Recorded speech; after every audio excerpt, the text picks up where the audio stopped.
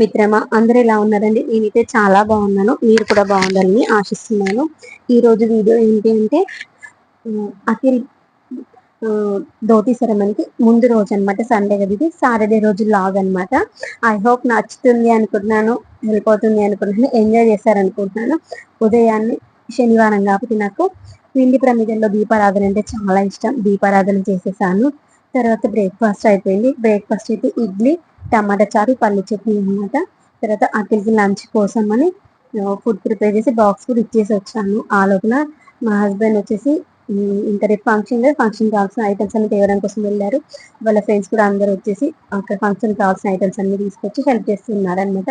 Vegetables తీసుకొచ్చి ఇచ్చారు. అవన్నీ ఏరమని చెప్పారనమాట. లీఫీ వెజిటేబుల్స్ అవన్నీ నీట్గా ఏరేసి ఏ కవర్ ఆ కవర్ సపరేట్ చేసేసి వెజిటేబుల్స్ అన్ని సపరేట్ చేసి పక్కన పెట్టేసుకున్నాము. తర్వాత అక్కడికి లంచ్ బాక్స్ ఇచ్చేసి వచ్చాను. తర్వాత నాకు పట్టు శారీ పైకి బ్యాంగిల్స్, థ్రెడ్ బ్యాంగిల్స్ అయితే తయారు చేసుకుంటున్నాను.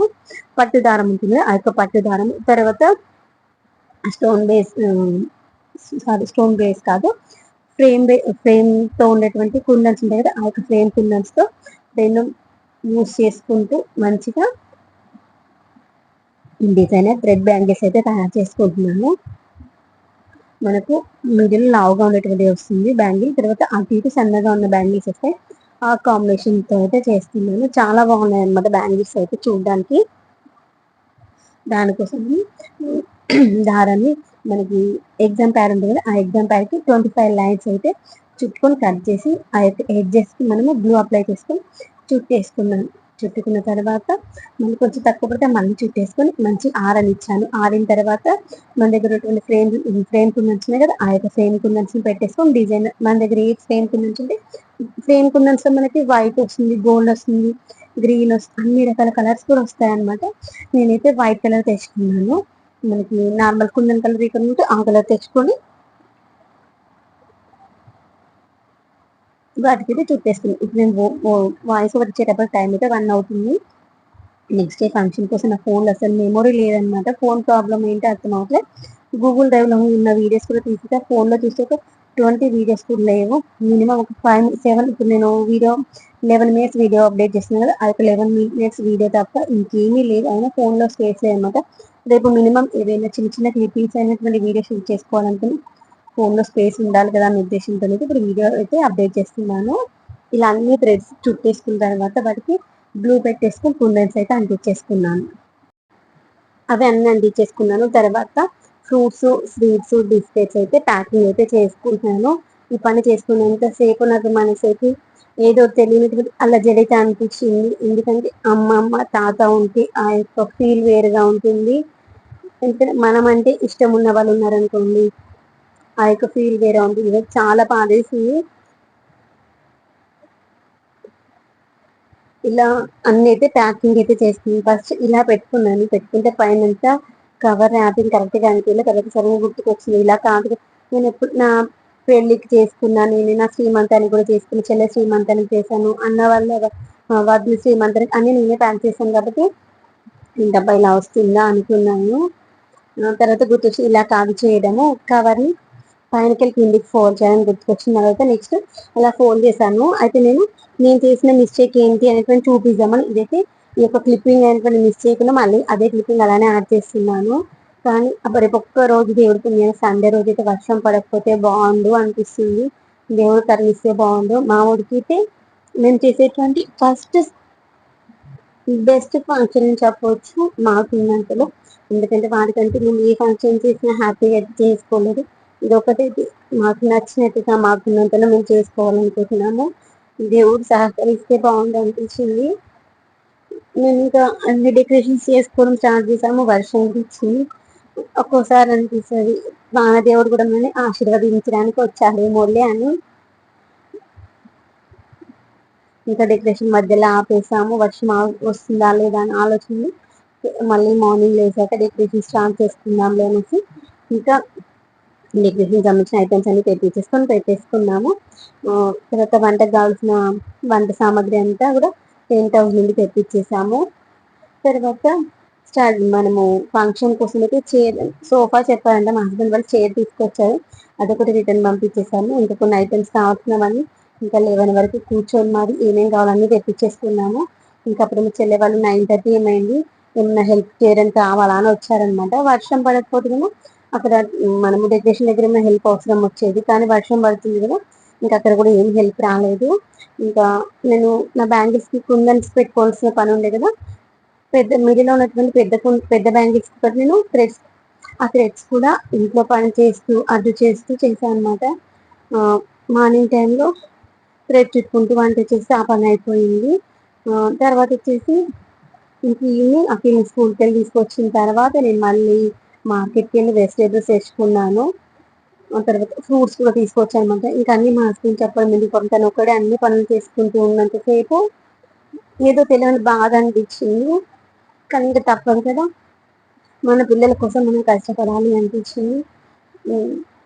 ఇంకా నేను ఫ్రూట్స్ తీసుకొచ్చేసిన తర్వాత మళ్ళీ స్నానం చేసి మేమైతే యాక్చువల్గా సండే రోజు ఇంట్లో బాలమ్మ తల్లి ఉన్నారనమాట, అమ్మవారి దగ్గర మేకనైతే కోయాలనుకున్నాం అనమాట. కాబట్టి ఇంకా ముందు రోజు అమ్మవారికి పూజించాలి అని చెప్పింది అనమాట మా అత్తయ్య. అందుకని మా హస్బెండ్ నేను ఇద్దరం కలిసి మా హస్బెండ్ పైకి ఎక్కేసి ల్యాండ్ పైన ఉంటారు అనమాట అమ్మవారిని, సజ్జ పైన వస్తుంది, నాకు తీయడానికి రాదు, మా హస్బెండ్ ఎక్కేసి తీశారు. ఇంకా అవన్నీ ఇద్దరం కలిసి నీట్గా క్లీన్ చేసి అమ్మవారికి కట్టినటువంటి వస్త్రాన్ని మార్చి మళ్ళీ పసుపు కుంకుమ గంధం అన్ని సమర్పించుకొని కొబ్బరికాయ కొట్టి అమ్మవారికి ఇష్టమైనటువంటి తీపి ప్రసాదం, అది పరమాన్నం అంటారు, అయితే పరమాన్నం అయితే చేసి పెట్టాము. ఇంకోటైతే నమ్ముతాను నేను, మనకి కష్టం వస్తే మన చుట్టూ ఉన్న వాళ్ళు మంచిగా అయింది అని కోరుకుంటారు, కానీ దేవుడు మాత్రం మనం ఏదో ఒక రోజు మన కష్టాన్ని గుర్తిస్తాడు అని నేను గట్టిగా నమ్ముతాను. దేవుడి దయ వల్ల అందరము బాగుండాలి, అందులో మనం ఉండాలి అనుకుంటాను. అలా అందరిలో మనం ఉండాలి అనుకునే వాళ్ళకి దేవుడు ఇంకా కొన్ని కష్టాలు ఇస్తాడేమో, స్వార్థంగా ఉన్న వాళ్ళే హ్యాపీగా ఉంటారేమో అనిపిస్తుంది. ఈ యొక్క మాటకి ఎంతమంది ఏకీభవిస్తారో నాకు తెలియదు, కానీ నేనైతే నాకు తెలిసినంత వరకు చాలా వరకు అలానే ఉంటుంది. స్వార్థంగా ఉన్న వాళ్ళు ఎప్పుడు జీవితంలో సంతోషంగానే ఉంటారు, అందరూ కావాలనుకునే వాళ్ళ జీవితంలో ఎప్పుడు కష్టపడుతూ ఉంటారని అనిపిస్తుంది. ఇంకా తర్వాత నాకు మెహందీ అయితే పెట్టుకోవడానికి రాదు, మా చుట్టుపక్కల కూడా ఎవరు మెహందీ పెట్టొచ్చిన వాళ్ళు లేరు. అఫ్కోర్స్ ఉన్నారా లేదా నాకు తెలియదు, నేనైతే మాట్లాడే వాళ్ళకి 2-3 ఉండొచ్చు, అంటే అందరితో నేను ఎక్కువగా ఏమి మాట్లాడము, ఎవరింట్లో వాళ్ళే ఉంటారు కదా.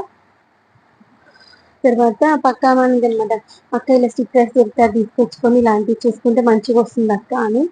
సరే అని మార్కెట్కి వెళ్ళాను కదా, మార్కెట్లో షాప్లో దొరుకుతాయి ఫ్యాన్సీ స్టోర్లో అని చెప్పింది, వెళ్ళి తెచ్చేసుకున్నాను. దీనికి 60 రూపీస్ పడింది. మనకు అరచేతిలో వచ్చేటివి 3 వచ్చాయి, ఫింగర్స్ 5 వచ్చాయి అన్నమాట, 5 ఫింగర్స్కి. ఇంకా నాకు ఒక్కదానికి ఇలా పెట్టుకున్నాను, పక్క అమ్మది సరే అక్క నువ్వు పెట్టుకుంటే తిరిగి వస్తాను పంపినప్పటికీ 2 సార్లు కాల్ చేసింది, అక్క పెట్టుకుంటా అన్నావు కదా. ఎందుకంటే నేను ఎప్పుడు నాకు ఏదైనా హెల్ప్ కావాలని నేను నా లైఫ్లో ఎప్పుడు ఎవరిని అడగను, అడుగుతుంది నాకు జరగదు కూడా. వద్దు లేరా అన్నాను. ఇంకా అప్పటికి మా చెల్లి వచ్చింది, ఇంకా తను పెట్టేసింది అనమాట. ఏమో నాకు ఏదైనా కానీ ఎవరిని నాకు సహాయం కావాలని అడిగితే అసలు ఎవరు సహాయం చేయరనమాట, నేనైతే అడగక ముందే చేస్తాను, ఇంకెవరిని అడగాలనుకోను. ఇంకా మా చిన్నోళ్ళు పెట్టమని దాన్ని డిసైడ్ అయ్యాను. ఇంకా అప్పటికే మా చెల్లి వచ్చింది, మా చెల్లితో పెట్టించేసుకుని. ఇది ఈజీ అనమాట, మనకు మెహందీ పెట్టుకోవడం రాని వాళ్ళకి ఇంట్లో ఏదైనా ఫంక్షన్ ఉన్నా ఏదైనా ఉన్నా ఈజీగా పెట్టేసుకోవచ్చు అనమాట. స్టిక్కర్ లాగా ఉంటుంది, ఆ స్టిక్కర్ని మనం చేతికి అంటించేసుకొని అలా స్ప్రెడ్ చేసామనుకోని ఇది మనము వాకిట్లో వేసుకున్న ముగ్గులకి జాలీలు వస్తాయి కదా, సేమ్ అలానే అనమాట. అనేసి పైకి లేపేసామంటే చురుల్లా పీకేసామంటే కింద మంచిగా ప్రింట్ అయితే వస్తుంది, ఈజీగా వస్తుంది, మంచిగా ఉందన్నమాట. తర్వాత ఇప్పుడైతే టైము 5:36. స్ట్రీట్ లైట్స్ వేసామా, ఓకే. నేను మార్కెట్కి వెళ్ళేసి వచ్చాక ఇదిగోండి ఇలా మంచి ఫ్రేమ్స్ అయితే సెట్ చేస్తూ ఉన్నాము.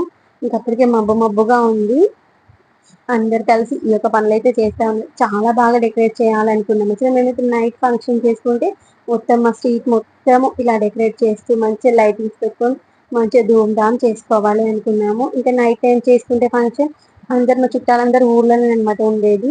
ఇంకా మళ్ళీ వాళ్ళు వెళ్ళడానికి రిటర్న్లో కష్టం అవుతుంది కదా అని, ఎందుకంటే ఇప్పటివరకు నాకు పెళ్ళై 12 ఇయర్స్ అవుతుంది. ఈ 12 ఇయర్స్ నాకంటే నా పుట్టింటి వాళ్ళు ఎప్పుడు కూడా మా అత్తారింటికి వచ్చింది లేదు.